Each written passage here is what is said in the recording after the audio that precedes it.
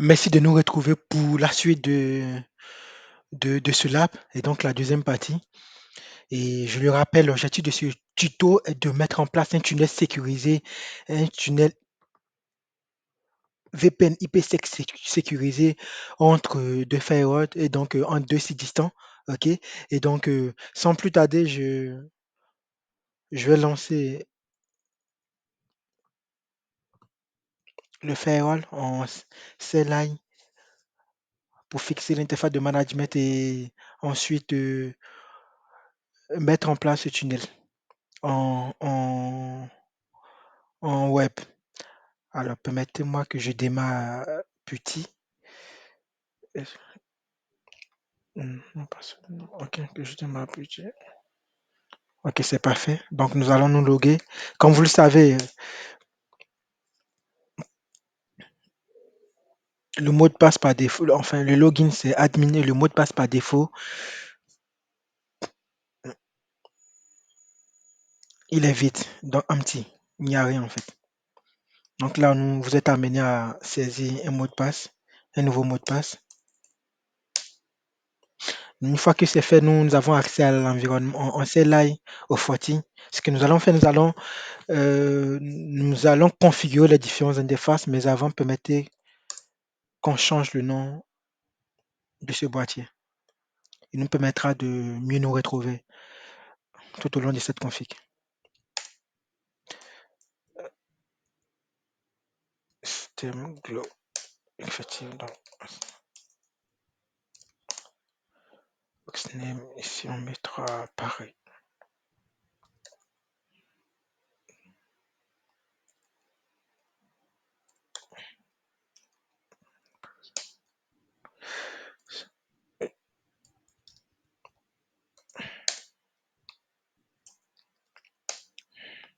Une fois c'est fait, une fois le nom changé,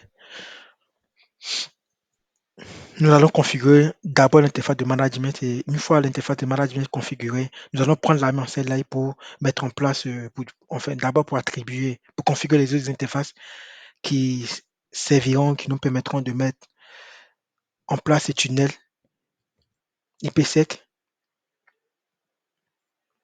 Donc, permettez-moi que je fixe l'interface de management. Donc là, je le rappelle, nous travaillons actuellement sur un boîtier FortiGate. FortiGate qui est un logiciel de sécurité. Ok, je l'ai un peu expliqué lors de la première partie. C'est un logiciel de sécurité qui nous permet de filtrer les trafics entrant et sortant de notre environnement LAN.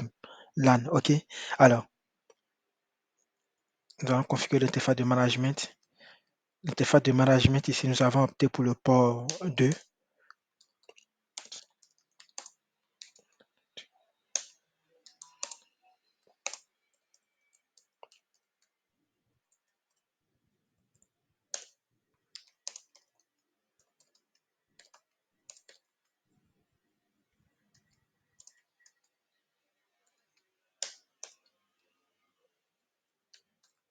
Une fois l'interface de management fixée, nous allons le texter. Nous allons faire un test, histoire de nous assurer qu'effectivement cette interface a bel et bien pris l'IP qu'on lui a attribué.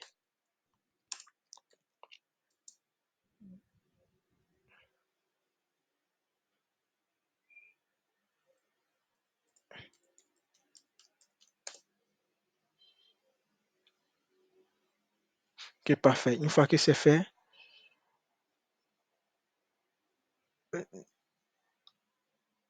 nous allons... Et là, je vous montre les différentes étapes, comment configurer JNS, enfin, se faire Watt fatigué sur JNS dans un PC Windows.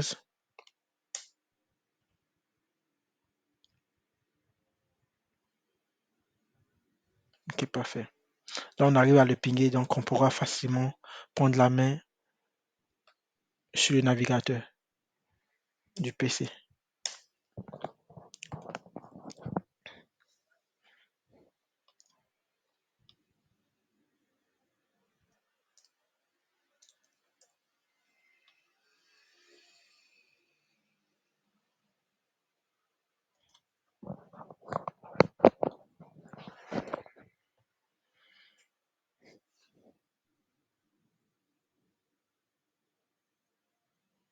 Alors, comme je le disais tantôt, pour mettre en place un tunnel VPN IPsec, une fois dans l'équipement, une fois dans le firewall, il est très important de configurer les différentes interfaces. Et donc, pour ce faire, nous venons dans la section Network, Interface, et ensuite. Et à partir de là, nous allons attribuer les différents IP, les différents subnets qu'on a définis au préalable aux différentes interfaces choisies pour la mise en place de ce tunnel.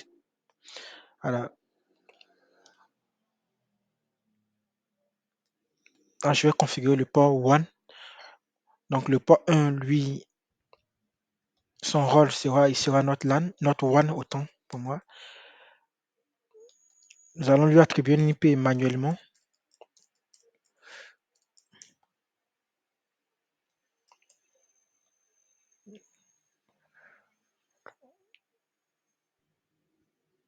Ok, on peut valider ça.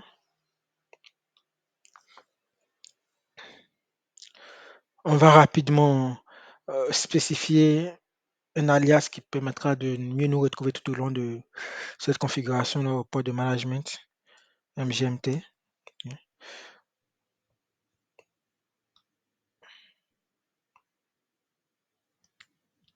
Ensuite, nous allons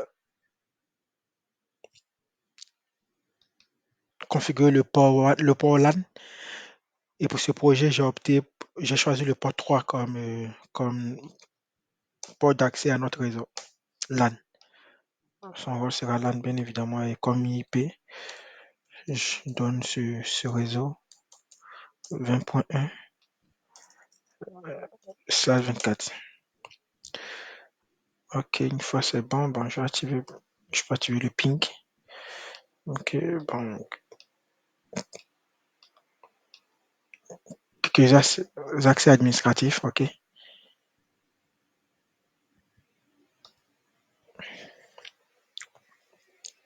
Alors rapidement, une fois que les interfaces sont configurées, là je vais ajouter un DNS. Je vais spécifier un DNS, ok. Donc là je vais prendre le point 40.100, 40.2 tout, qui est notre gateway, ok. Et c'est 8.8.8.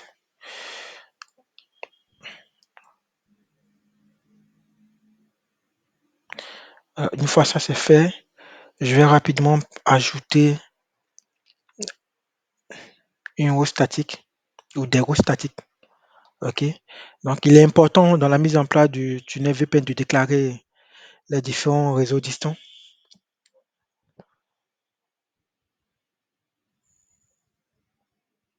Donc là, je vais d'abord ajouter, ça c'est pour la connexion Internet. Cette route, c'est pour la connexion Internet. C'est le réseau qui fait interco à notre FAI, notre fournisseur d'accès Internet. Et là, il sort par la gateway, c'est-à-dire l'interface WAN notre interface WAN en fait, c'est-à-dire l'interface qui fait interco avec le port WAN, l'interface du routeur qui fait interco avec le port WAN du FortiGate. Donc, cette interface-là sera notre gateway.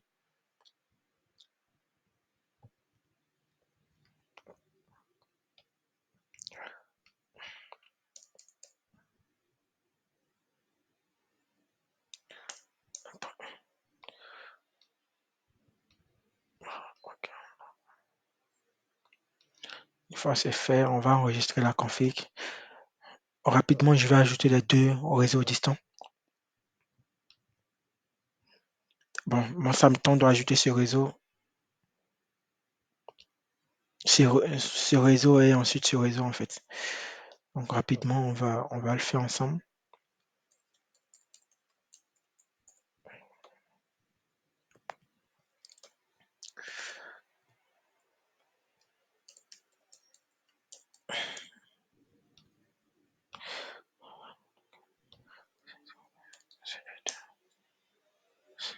Ce deux, si vous voulez, c'est mon routeur client distant. OK. Donc c'est ce routeur-là qui nous donne accès au réseau LAN de l'entreprise.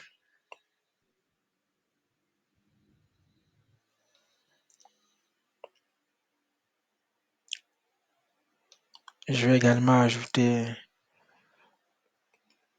des informations concernant le réseau distant, c'est-à-dire le réseau LAN.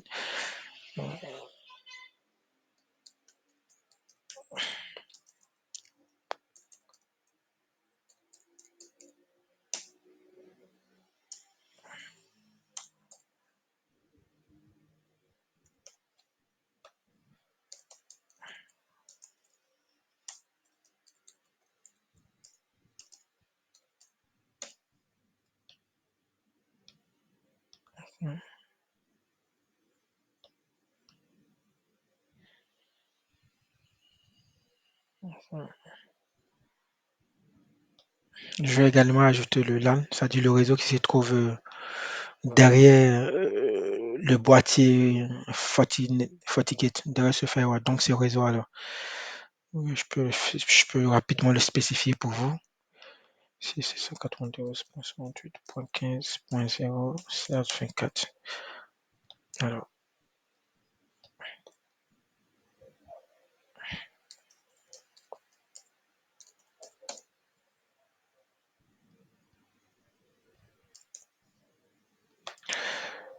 important de spécifier la gateway.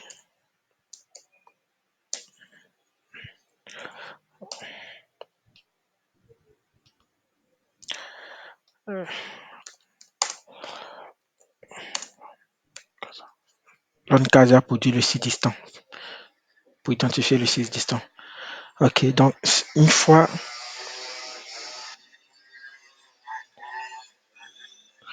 c'est fait, nous allons rapidement passer à l'ouverture de configurer des règles qui vont nous permettre de pouvoir entrer et sortir de ce réseau-là. Donc rapidement pour ça, on va aller dans la section Policy and Object, IPv4 Policy.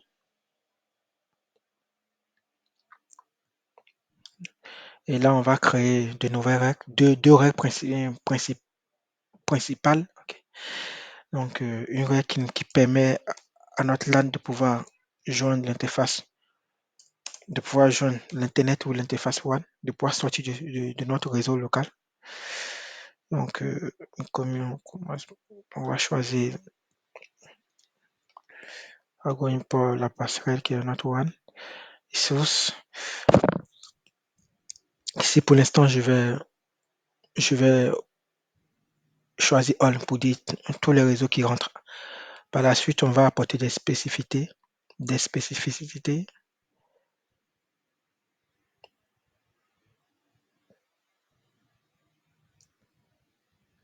OK.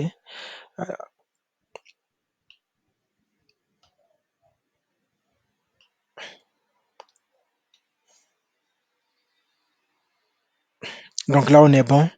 J'ai qu'à activer le NAT parce que là, je passe sur Internet. Il est activé par défaut. Internet, en fait.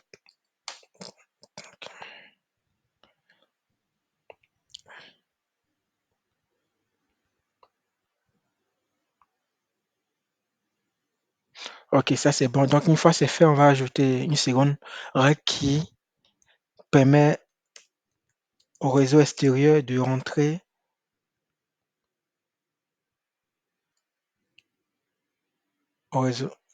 dans le réseau LAN, dans notre LAN en fait.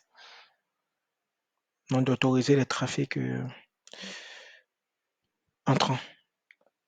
En WAN LAN, de cette façon, l'interface d'entrée c'est le WAN et l'interface de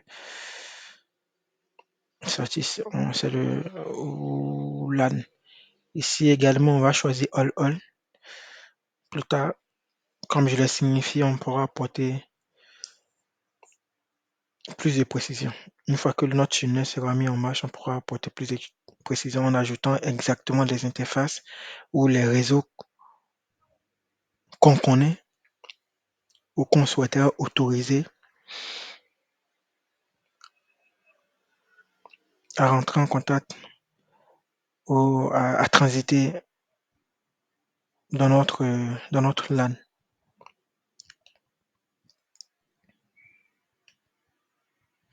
Donc là, pas besoin de spécifier, on peut désactiver le NAT, ok. Le NAT n'a pas son importance ici. Une fois c'est fait, on pourra l'enregistrer. Est-ce que ok, j'aurai le temps de commenter ça plus tard. En fait, les commentaires, si vous voulez, sont importants. Ça vous permet de vous retrouver lors de- lors d'un souci, ok, lors d'un troubleshooting, ok. Une fois que c'est bien commenté, vous vous retrouvez plus facilement et ainsi vous évoluez dans vos différentes vérifications.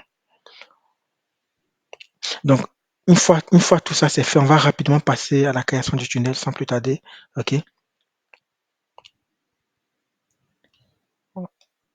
Choisis PSEC tunnel comme template. Je vais prendre Paris Casa, tout simplement. OK? Et pas de NAT derrière, pas de NAT entre les différents sites. FortiGate, l'équipement qu'on souhaite joindre. OK? Et là, on peut mettre Next.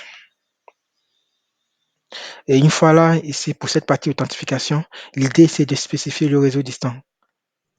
Donc, le réseau WAN distant. Là, il s'agit de l'adresse IP du WAN distant. Et donc, l'adresse IP de cette interface exactement.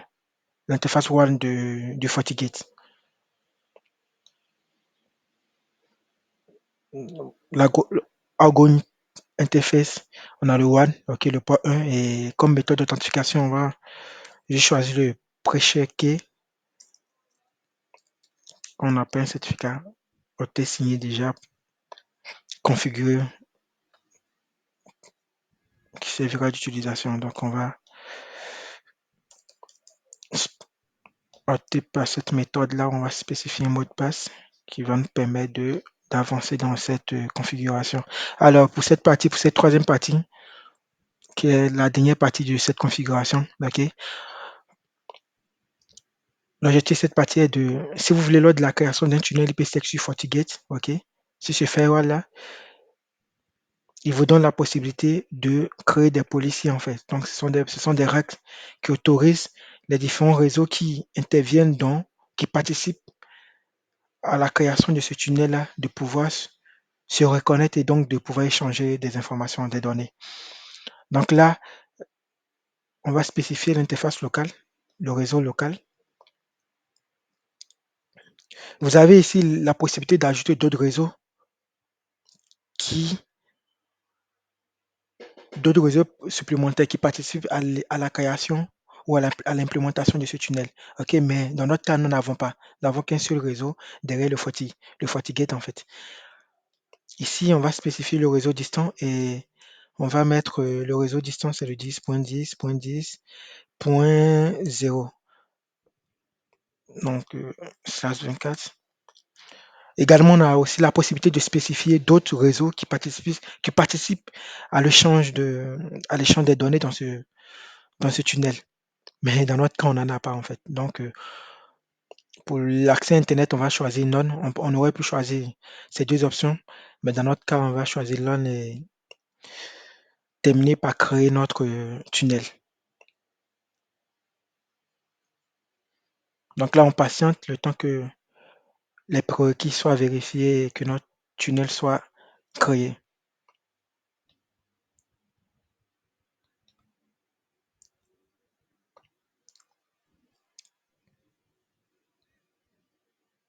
Alors là, notre tunnel est créé, mais il y a il y a des paramètres qu'il faut modifier ou ajouter. Donc là, nous allons le customiser. OK. Et OK, donc dans cette partie, vérifiez avec moi, tout est bon. Ici, on est OK. On peut choisir. Non, c'est pas nécessaire. OK. Pas nécessaire. Laisse par défaut. Bon, pour la phase 1, il faut noter que la création des VPN IPsec se fait en deux phases, principalement sur FortiGate et globalement sur l'ensemble des firewalls existants sur le marché. Et donc, les deux phases, ce sont les deux phases, on en a deux phases principales. Donc, la première phase consiste à la méthode, si vous voulez, d'authentification. la méthode de négociation. Donc, les deux firewalls vont s'entendre sur la méthode d'encryption et la méthode d'authentification qu'il faut pour pouvoir mettre en place ce tunnel-là. Donc, nous, dans notre cas, on va choisir comme protocole d'encryption 2ES. Comme méthode d'authentification, nous allons choisir le SHA-1. Pour cette partie Diffie-Hellman Group, nous allons choisir deux canaux, donc le 14 et le 2. On va laisser celui-là par défaut que lifetime. On va laisser également cette partie par défaut. On va passer rapidement à la partie 2. Une fois que la partie 1 est terminée, on enchaîne avec la partie 2. Et donc cette partie consiste principalement à spécifier les différents réseaux qui vont participer ou qui vont transiter dans ce tunnel-là sécurisé sur Internet. Bon, moi, dans mon cas ici, je préfère spécifier les différents subnets, donc les différents réseaux. Ici, notre local adresse, on va juste spécifier ici. Ici, il faut juste spécifier le réseau local. Sinon, le réseau local, c'est le 20.0/24. Et notre réseau local distant, c'est le 195, non, 192, 68.15.0/24. Alors, comme méthode d'inscription, on va choisir ce processus. On va choisir le DES et on va choisir le SH11 comme choisi précédemment. Alors, lorsque vous créez un tunnel, lorsque vous mettez en place un tunnel VPN IPsec, il faut s'assurer que la configuration existante dans, dans les deux firewalls soit correcte, correctement identique, j'allais dire. OK? Alors, ici, nous allons utiliser 400 qui équivaut à 24 heures.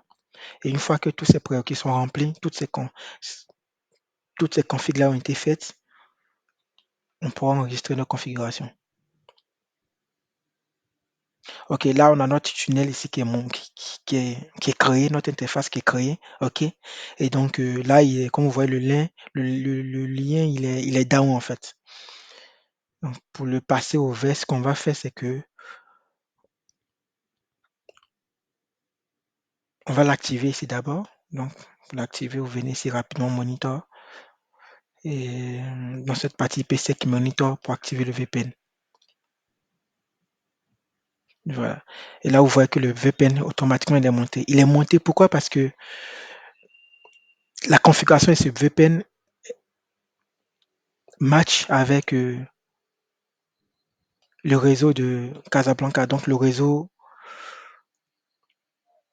l'entreprise qui se trouve du côté de Casablanca, donc notre site. On pourra vérifier ici également.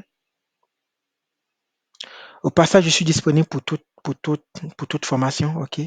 Si vous voulez monter en compétence avec les équipements réseau, routeur, Cisco, Switch, Firewall, FortiGate, Palo Alto et autres, vous pouvez me contacter et je ferai un plaisir de discuter avec vous afin de trouver le créneau qu'il faut pour pouvoir monter, pour pouvoir vous faire monter en compétence à des tarifs vraiment très spéciaux en fait. À des tarifs très spéciaux, j'allais dire. Un peu fatigué avec cette config. Alors,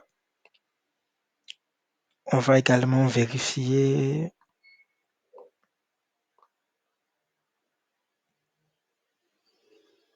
On va dans la section monitoring. OK, donc IPsec monitor. OK, ici on se rend compte que le tunnel est déjà existant, il est déjà monté. Donc notre tunnel entre nos deux entreprises est établi. Ici, on pourra, ou une fois cette configuration est mise en place, toute entreprise ayant cette configuration pourra s'échanger les données via un canal sécurisé qui transite sur Internet. OK. Là, on pourra passer à la phase de test. On va faire un ping